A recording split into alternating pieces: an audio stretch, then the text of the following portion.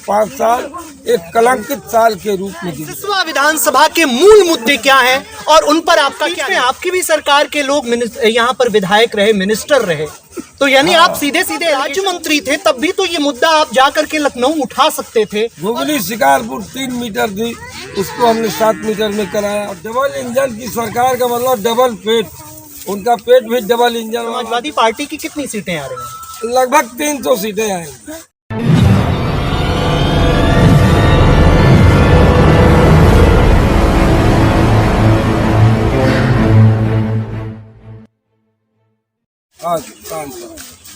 जब 2014 का लोकसभा का चुनाव बीता था और महाराजगंज सहित संपूर्ण उत्तर प्रदेश में समाजवादी पार्टी की सिर्फ 5 सीटें आई थीं, तो आमूल चूल परिवर्तन के वास्ते नई समितियों का गठन किया गया और नई समितियों का गठन करके नए नए नेताओं को पदभार दिया गया था।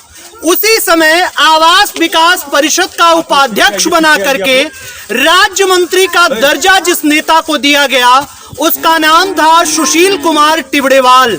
आज वही सुशील टिबड़ेवाल 2022 के इस चुनाव में समाजवादी पार्टी के सिसवा विधानसभा के प्रत्याशी हैं।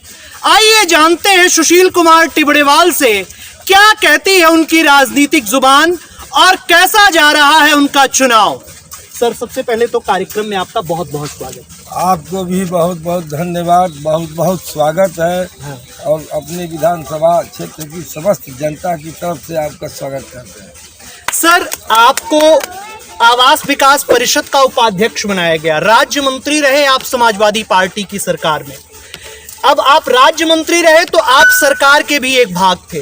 2012 से 2017 तक का अखिलेश यादव का कार्यकाल और 2017 से 2022 तक का योगी आदित्यनाथ का कार्यकाल, किसका कार्यकाल जनता के लिए लाभप्रद था?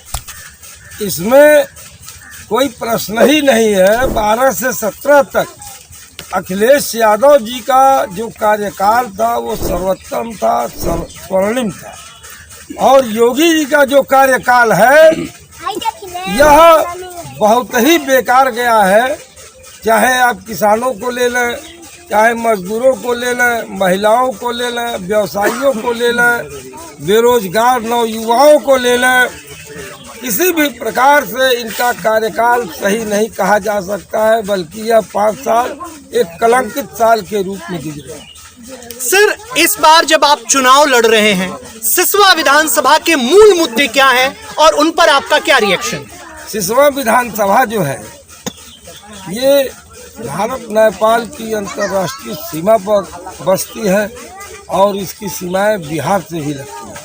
लगभग आधा भाग सिसवा से ठूठी तक बिहार और इससे टच करता है और इसकी बहुत सी समस्याएं हैं। जो भाग इधर बिहार की तरफ और नेपाल की तरफ सटे हुए हैं, इसमें बाढ़ की समस्या है।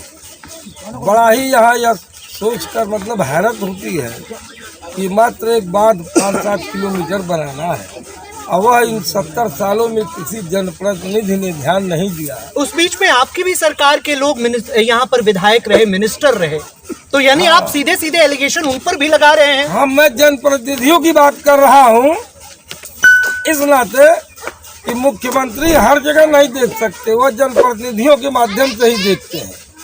जब आपका जनप्रतिनिधि सही रहेगा तभी काम हो सकता है। मुख्यमंत्री तो स्वीकृत करने के लिए तैयार बैठे थे। जब आप राज्य मंत्री थे तब भी तो ये मुद्दा आप जाकर के लखनऊ उठा सकते थे और आप भी वो काम करवा सकते थे, यानी आप भी उस समय अक्षम थे।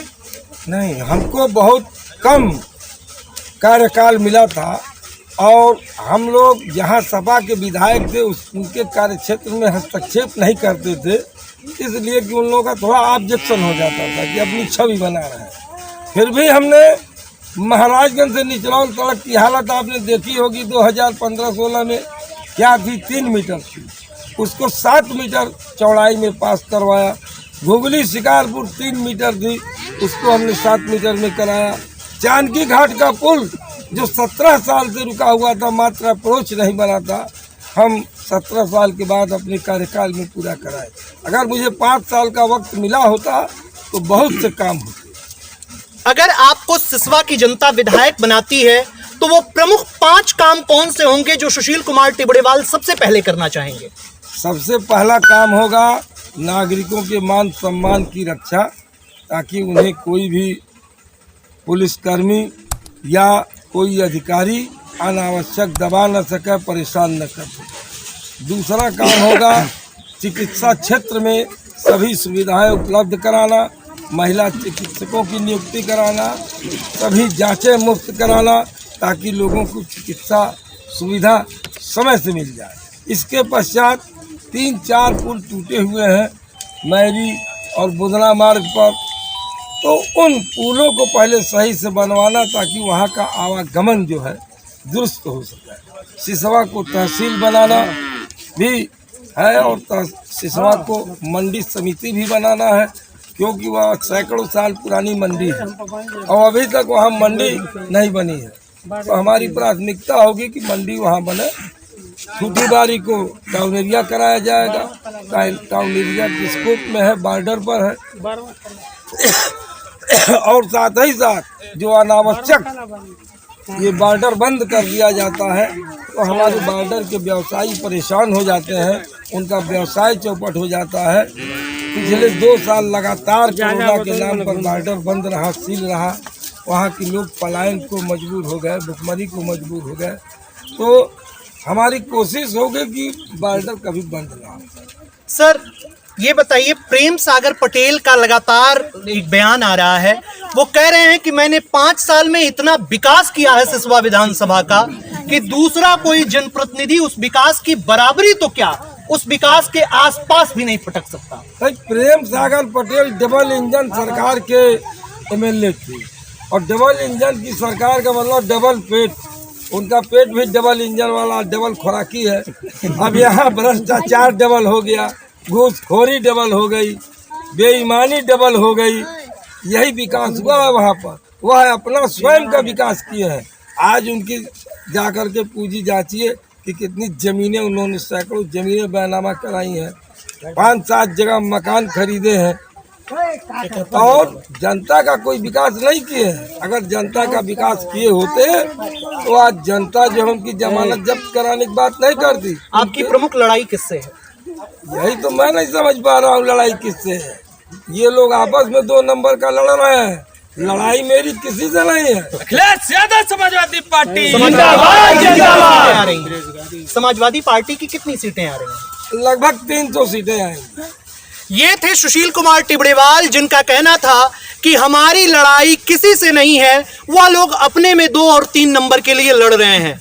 आने वाला 10 मार्च बताएगा कि सिसवा का विधायक कौन होगा, और आने वाला 3 मार्च बताएगा कि सुशील टिबड़ेवाल की किस्मत का फैसला मतदाता कैसे करते हैं। मैं था आपका अपना दोस्त, आपका अपना साथी, आपका प्यारा अंकित मुनि त्रिपाठी, और आप देख रहे थे पत्रकार काका। इस संपूर्ण कार्यक्रम को कवर कर रहे थे पत्रकार पंकज रोनियार। नमस्कार, जय हिंद, जय भारत, जय